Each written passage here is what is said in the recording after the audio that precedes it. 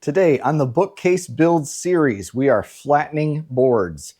It's a long process. Your wife's gonna hate you, but it's necessary. You gotta get it done. So let's get into it.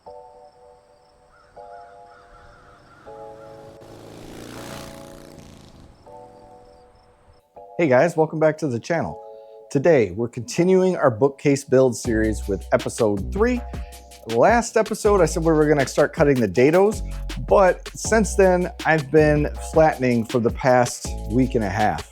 So we pulled them out of the clamps and they just weren't flat enough to my standards. I needed to flatten them down so that I wanna make sure that I have no gaps or anything when we go to cut our dados and put our shelves in. So this is the wood that I've flattened for the past week or two. Everything is dead square, is dead flat, and they're all cut down and planed to dimension.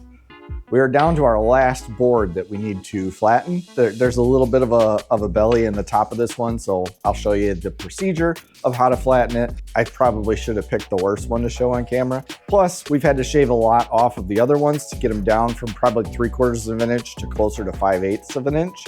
So we're going to do the same here. So to flatten today, we're going to use a couple different planes. You may only have one plane. If you have your number 5 smoother, you can do all this with one plane. You can do all this with a number 4. I happen to have multiple planes, including a scrub plane.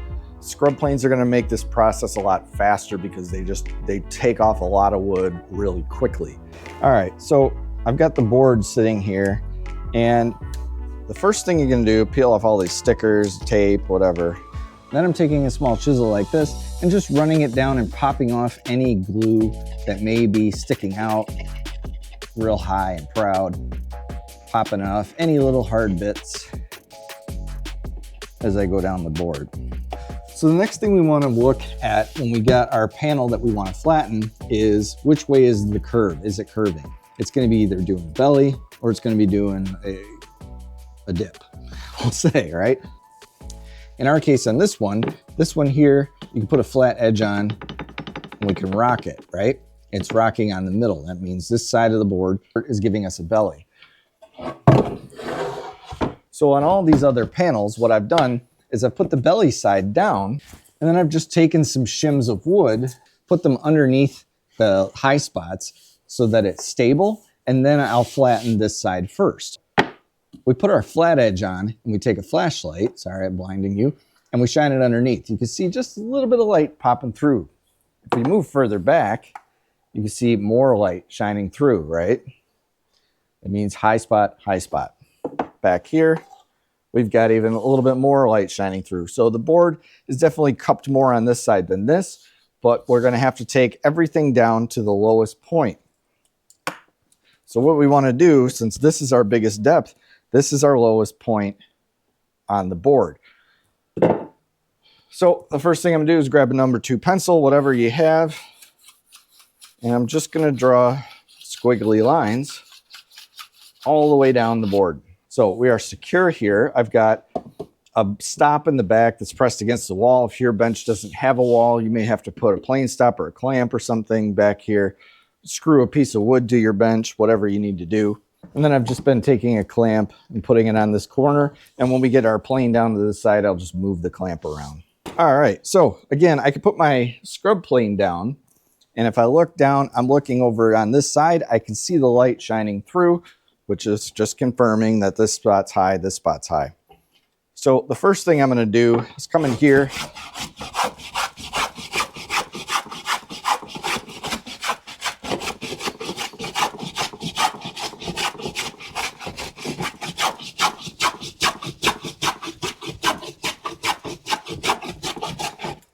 Work my way across. I'm going across the grain with a scrub plane.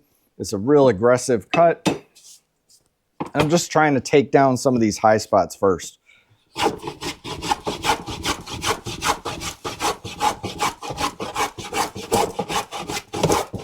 little less on this side since we don't have too much to go here. I'm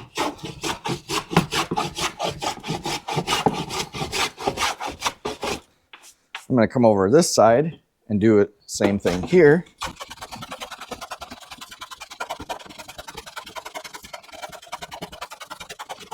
Again, less down here. Now I'm going in the direction, my angle, I'm going in the direction of the grain, trying to avoid as much tear out as possible. If you have a lot of bow to take out or a lot of curve to take out, you could be more aggressive, don't have to worry too much about tear out. But since we're fairly close, I don't want that much tear out, because then that's just more we have to plane down once we get it flat. So I've taken off some on the high spots here, kind of coming back and checking. We're looking much better. I'm just looking for light on the edge of my plane from my light behind me there. And we're getting fairly good. We've got some light here. And as we work our way down, we're down to like nothing pretty much on this side. But what I don't want to do is make this side super thin and this side stays thick. So we still have to consistently go across. So at this point now, we've taken down a big bulk of the edges. Now I'm going to start to traverse, same thing, going across the grain on kind of an angle in the direction the grain is going. But now I'm going to try to traverse the entire board all the way across and keep it even with the number of passes that I go, so that we could stay as consistent in thickness on the board as possible. So let's start down here.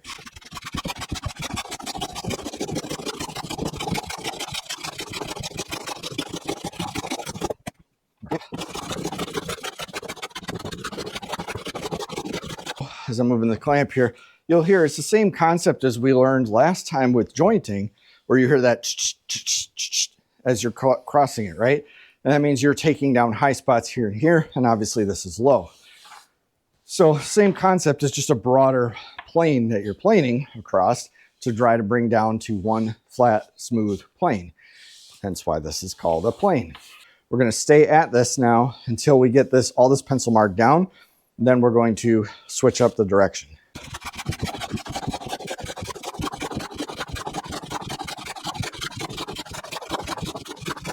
So we have planed all the way across the board, all the way down, and all of our pencil mark is gone except for one tiny little spot right there. We'll get that out in the next process. So you can see with the scrub plane, all the ridges and undulations this planes into the wood, especially going across the grain. So the next part we're going to do, still use our scrub plane, but we're going to go now along the same direction as the grain, going with the grain, obviously, so we don't get tear out, going in the right direction. And we're going to start smoothing out all these little ridges into longer ridges this way. Tell you what, this is a workout and a half.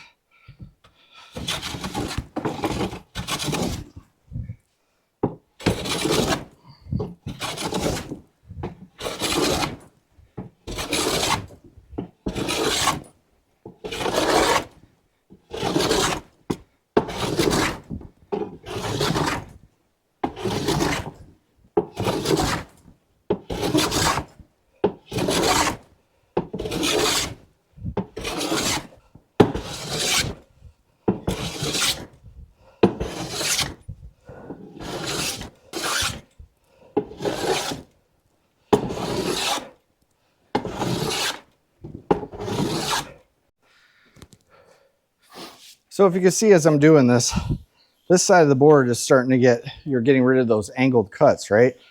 So you can tell this side of the board is lower than this side. So we've got to plane all this down until we start getting rid of a lot of these angled lines in our cut. Every once in a while, I'm just checking the board to make sure that we have a consistent thickness all the way across.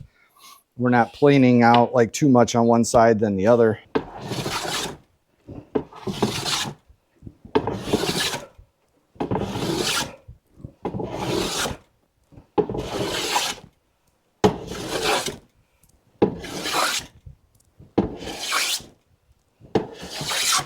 You get your workout doing this. We are flat all the way across. We've done that. So we've gone across the grain. We've gone with the grain with our scrub plane. Finally, we're going to come back with our smoother. Again, if you have just one plane and you're working with a straight blade, you probably don't need this step. But we're going to come through with our smoother now and kind of smooth everything out and make one side work ready. Whew. A little more.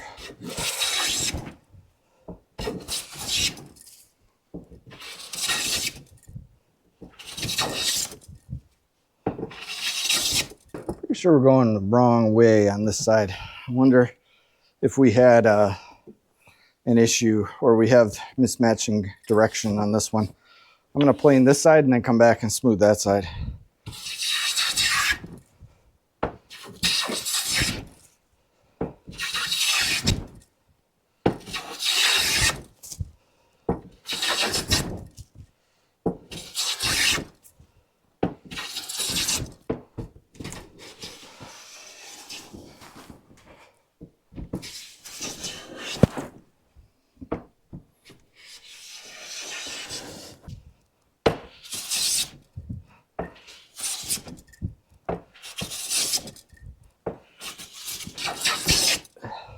Trying to be careful when I get close to the seam, not to go over into the next board too much to avoid as much tear out as possible. Getting as close as I can, and then I'm going to come through and just feather cut it at the end.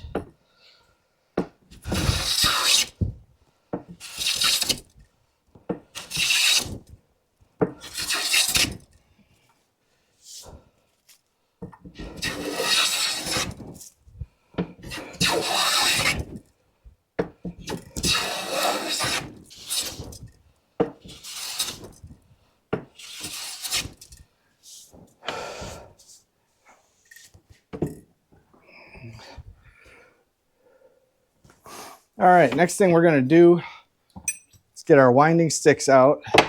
You're putting your edge on. You've got one side with a different color. So you can see I've got blue tape on that one there. And this one has black side. So you're gonna go with your dominant eye and you're going to look down and you're going to keep moving your head down until this top makes that side disappear. And you're looking to see, did they disappear? Does the blue disappear at the same time? And yes, it does.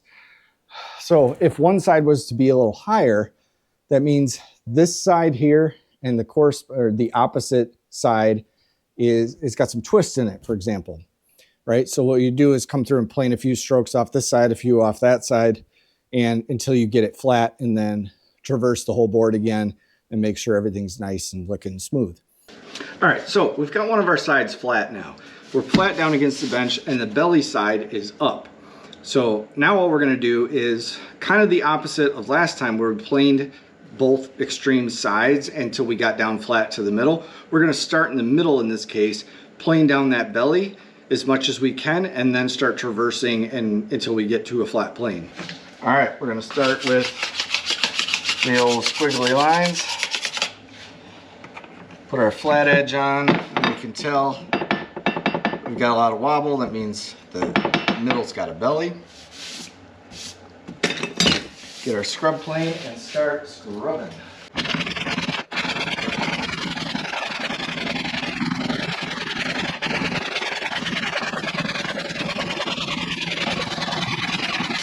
So as you can see, we're just working the middle, getting that down until we can start. We're gonna do this maybe 2 passes or so we don't have a huge bow. Just kind of checking again. We're fairly flat. I dip down here. So right around there. Here is our high point, which cracks. So I'm gonna do maybe 2, 3, maybe up to 4 passes in the middle like this, and then start traversing all the way across.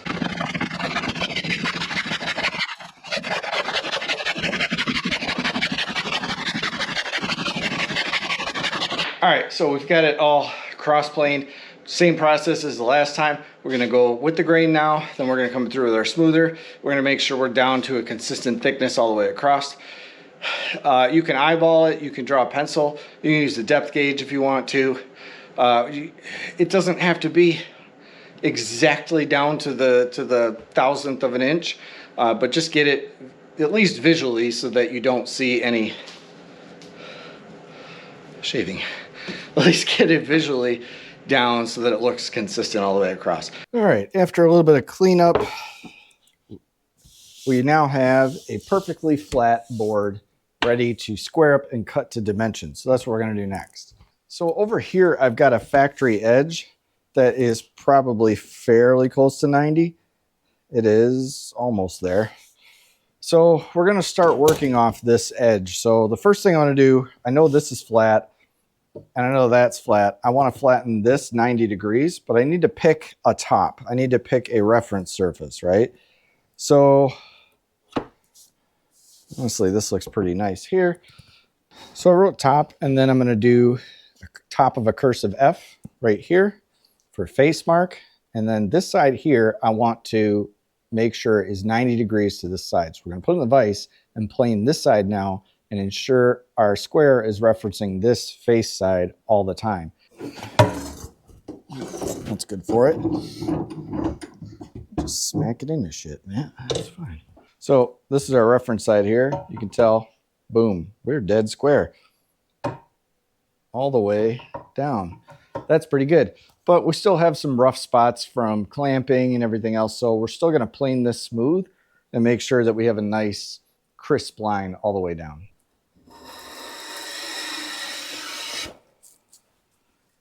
Just make sure you don't put any, you don't plane it out of square as you're going,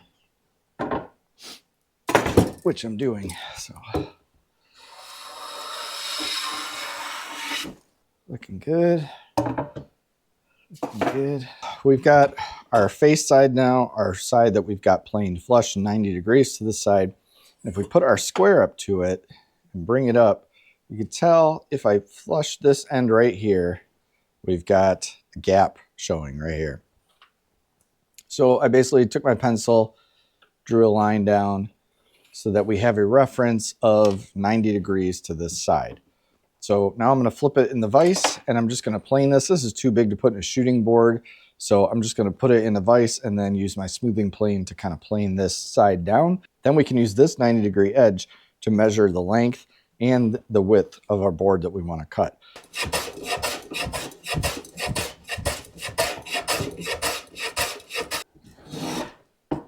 So when you're planing end grain, never go all the way through. Even though we're cutting a good portion of the back of this shelf off, never go all the way through. It's good practice, just because if you do, you could blow the side out. You get a lot of blowout on the other side. So you just come at it from one side to the end, meet in the middle.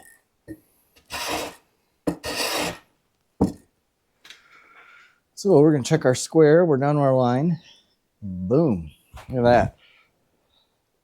We are perfectly 90 degrees square from our front face now. We're going to check this way.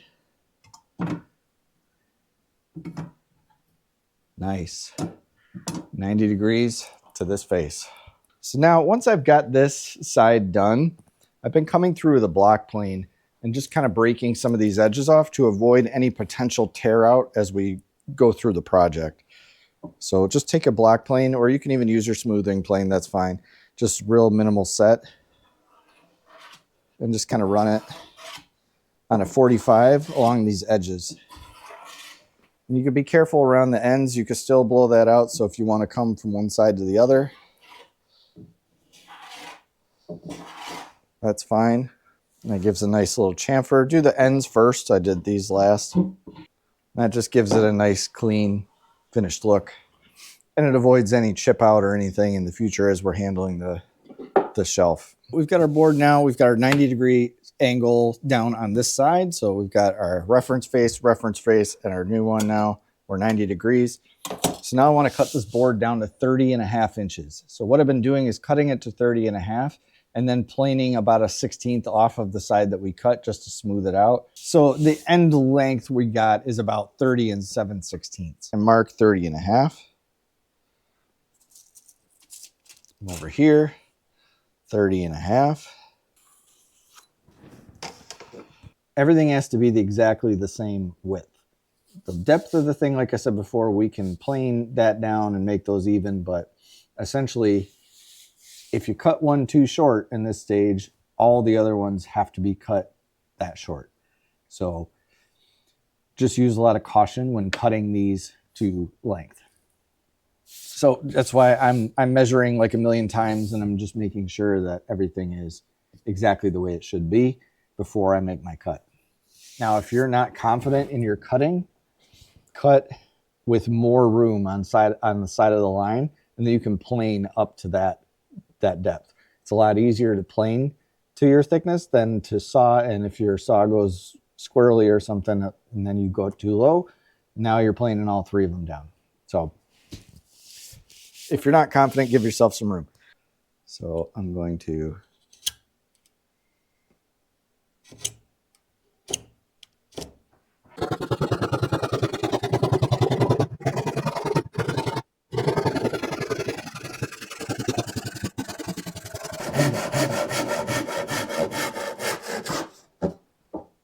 now we're going to do the same process to square up this side that we did on this side.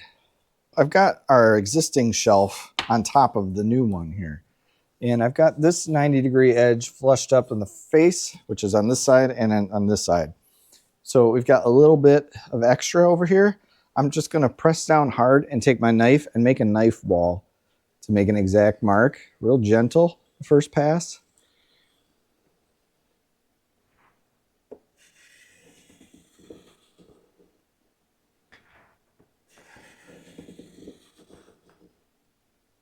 Do 3-4 passes, and that'll give us an exact line to plane to. We've got our board underneath. This is the board we're working on. This is the previous one. We've got it on top again. Same thing as before. We've got it all down to the exact length now. Now we're going to cut the depth of the board. So we're going to do the same process as before. We're just going to flush up our ends, and then we're going to run a knife wall down the side. Cut to it, or actually a pencil. We can just do a pencil on this case. We don't need a knife wall. So we can just drag a line with a pencil all the way down. There's our line. And now we just have to rip this off and plane it, and we're ready to go.